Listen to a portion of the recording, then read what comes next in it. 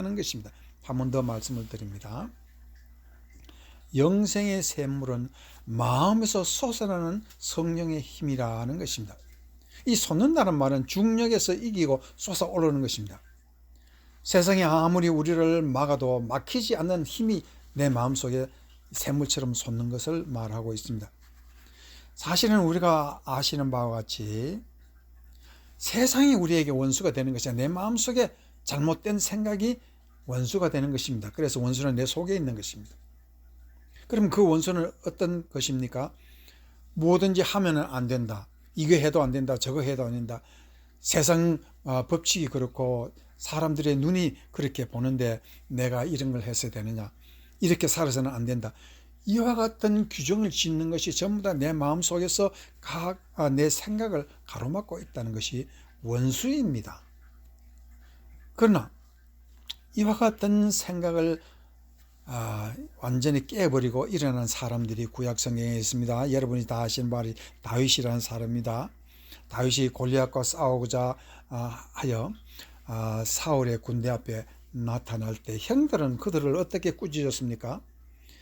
이 집안 창피시키는 아주 못난 놈이라고 강하게 꾸짖고 그를 욕했습니다. 그러나 다윗은 이와 같이 내 마음에서 솟아나는 어떤 영감을 내가 받아서 하나님 앞에 살고 하나님 앞에서 이렇게 골리앗 싸움에서 나왔는데 형들이 나를 욕하고 세상 사람들이 나를 욕해 거기에 굴하지 않았습니다. 다윗의 마음속에 솟아오르는 그 성령의 힘이라는 것은요, 어마어마한 것이었습니다. 그래서 그 영감은 우리가 사실 내 마음속에 솟아올라오는 것이기 때문에 그것이 내 생각인지 때로는 하나님이 주시는 생각인지 몰라요. 분간하기 아주 어렵습니다. 그래서 성령의 영감이라 하는 것은 우리가 성령을 받은 사람으로서 믿는 사람으로서 아주 잘 분별해야 됩니다. 그래서 영의 분별력이라고도 얘기합니다만은 어떤 영감이 솟아날 때 이게 내 생각인지 아닌지를 어떻게 아느냐 하면은 이 말씀이 성경에서 나왔느냐 아니면 성경이 없는 말이 나왔느냐에 따르는 것입니다. 이와 같이 우리는 이 영감이라는 것이 아주 중요한 것이고 능력이지만은 그 영감을 어떻게 깨달아 알고 그것을 생활에 적용하느냐 하는 것은 아주 어렵다 하는 것입니다. 그래서 사무엘상 17장 37절에 또 다윗이 이르되 여호와께서 나를 사자의 발톱과 곰의 발톱에서 건져내셨은즉, 여기서 여호와께서 곰이 오니까 무섭지 않고 사자가 덤벼들어도 무섭지 않는 어떤 용기, 그 속에서 솟아나는 어떤 힘, 그것이 그 속에 나오더라는 것입니다. 그래서 곰을, 겨우 열 몇 살 된 아이가 곰을 때려잡고 사자를 때려잡는 그 역할이 자기가 힘이 아니라 내 속에서 뭐가 있다는 것을, 영감이 오더라는 것을 자기를 알았습니다. 그래서 형들은 그와 같이 자기를 욕했지만은 이 말을 누구한테 하느냐 하면은 사울 왕에게 사무엘상 17절에서 17장 37절에서 말하고 있습니다. 건져내선즉 나를 이 블레셋 사람의 손에서도 건져내시리다. 사울이 다윗에게 이르되 가라, 여호와께서 너와 함께 계시기를 원하노라. 사울 왕도 처음에 어린 아이가 자기가 이와 같은 큰 일을 할 수 있다라고 얘기하니까 유치한 생각 아니냐 그렇게 말을 했지만은 자기가 이렇게 사자와 곰을 때려잡았다 할 때 감히 답을 못했습니다. 그래서 싸워서 이긴 것이 바로 어떤 영감이냐 하면 나라를 구하는 영감이, 역사를 구하는 영감이 되었다는 것을 알고 있습니다. 그뿐만 아니라 다니엘서에도 3장 18절에 보면 그와 같은 영감을 받은 세 사람 사드락 메삭 아벳느고의 영감이 과연 어떠했다 하는 것을 우리가 잘 읽어볼 수가 있습니다. 18절을 보면 다니엘서 3장 그렇게 하지 아니하실지라도 왕이여 우리가 왕의 신들을 섬기지 아니하고 왕이 세우신 금신상에게 절하지도 아니할 줄 아소서. 다니엘 세 친구는 단순히 옛날 이야기가 아니라 오늘날도 똑같은 이야기입니다. 금신상 앞에 절하라는 것이니까 금 우상을 말하고 있습니다. 현재에도 돈 우상 앞에 고개 숙이라는 이 말은 바빌론의 왕 그에게만 속한 것이나 현대도 똑같이 있는 그런 느부갓네살 왕의 말입니다.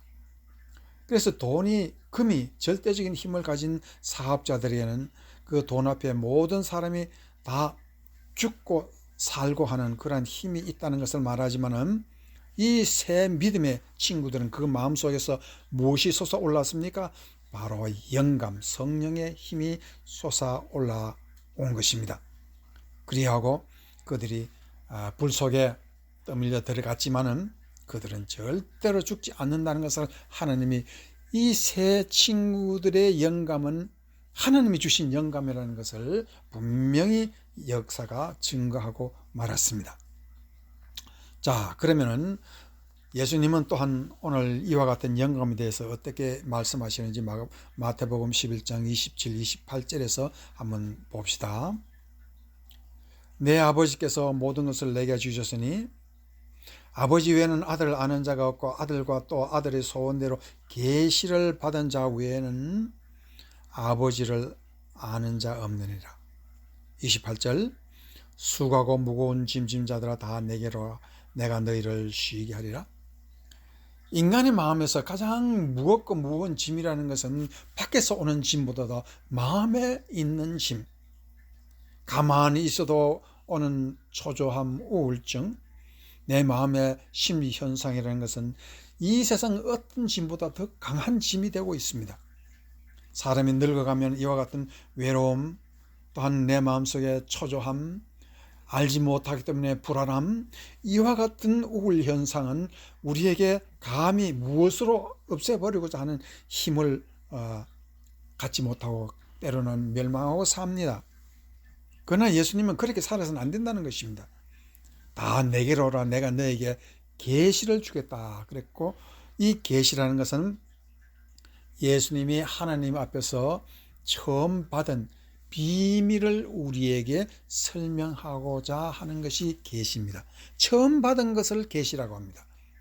똑같은 지식이지만 전에 받은 것은 계시가 아니라 조명입니다. 자, 거기서 우리가 계시와 조명을 제가 말하고 있는 것입니다. 성령론에서 아주 중요한 것입니다. 성령론의 가장 중요한 것은 계시와 조명입니다. 많은 성도들이요, 기도하다가 영감을 받았습니다. 다니엘처럼 영감을 받았다, 다윗처럼 영감을 받았다. 그러면 계시라고 말하는데 그것은 계시가 아니고 예수님이 가진 것만이 계시입니다. 그것이 처음 비밀이 밝혀졌기 때문입니다. 그러면 예수님은 자기의 계시를 누구에게 주셨습니까? 성령에게 주시고, 성령님은 우리에게 기도 가운데 주시고 생활 가운데 주셨는데, 그 성령님의 계시는 바로 우리는 조명, 비침, 성령이 비춰주시는 것이라고 우리는 말을 달리합니다. 계시와 조명은 다른 것입니다.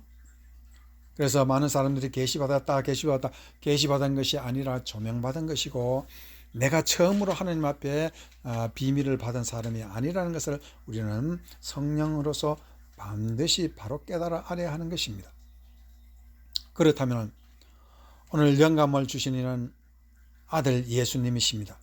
그래서 예수님은 오직 예수님만이 성령으로 우리에게 이와 같은 내 마음속에 우울 현상을 주고 심리 현상으로 초조함, 이와 같은 병인데, 이 병을 어떻게 이기느냐? 현대사회에서 사람의 심리 현상을 가장 강하게 치료할 수 있는 그 치료 방법이 무엇이냐? 여러분이 물속에 들어가면 물의 압력이라는 것이 있습니다. 공기 중에도 중력이라는 것이 있습니다. 생명에 이소한 것은 압력이 어디 가나 있습니다. 이기는 길은 솟아나는 마음속에서 어떤 샘물의 능력이 아니면 내 마음을 내가 제대로 추스리지 못하는 것이 인간 심리입니다. 그래서 오늘은 우리의 마음속에 있는 이런 영생의 샘물이라는 것을 깨달아서 항상 우리가 어려울 적에 이 세상 사람 그리워하지 말고, 이 세상 누가 나를 위로해 줄 것이라 생각하지 말고, 예수님을 그리워하며 예수님을 사랑하며 십자가가 나에게 완전한 신의 선물, 하나님의 선물, 성령이라는 것을 깨달아야 하는 것입니다. 그리하면 가만히 있어도 외롭고 우울한 세상에서 나도 모르는 어떤 기쁨의 샘물이 솟아나는 것입니다. 이것이 믿음의 샘물입니다. 이것이 영생의 샘물입니다. 그래서 성령은 우리에게 한 번 오시면 떠나지 않습니다.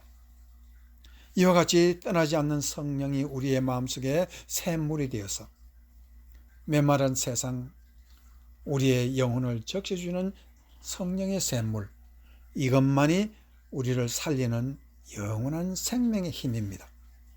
이와 같이 이제 하나님의 말씀을 받는 여러분께서는 어떻게 사야 되겠습니까? 오직 마태복음 11장 조금 전에 읽은 것처럼 내 아버지께서 모든 것을 내게 주셨으니 그랬습니다. 아버지께서는 아들에게, 우리에게 예수님을 주실 때 예수님은 모든 것을 우리에게 주시기 위해서 아들을 주셨기 때문에 적은 것 잃어버리고 우리가 실망하지 말자는 것입니다.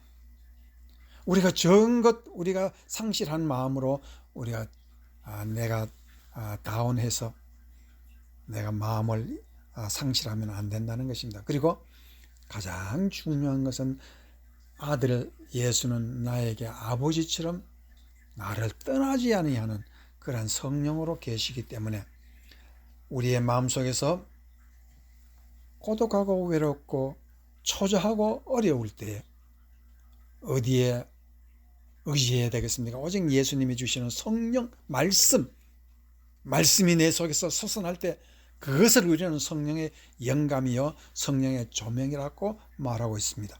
그래서 말씀으로 이 세상을 능히 이기고 말씀으로 이 세상을 어두운 세상 빛을 비춰 조명을 해가며 사는 여러분이 될 때 여러분은 승리하는 사람이요 그 승리하는 사람만이 하늘나라의 기둥이 된다고 하였습니다.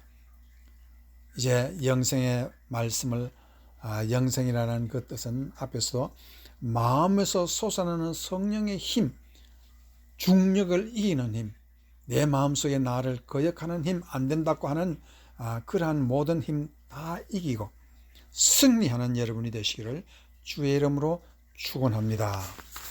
아멘.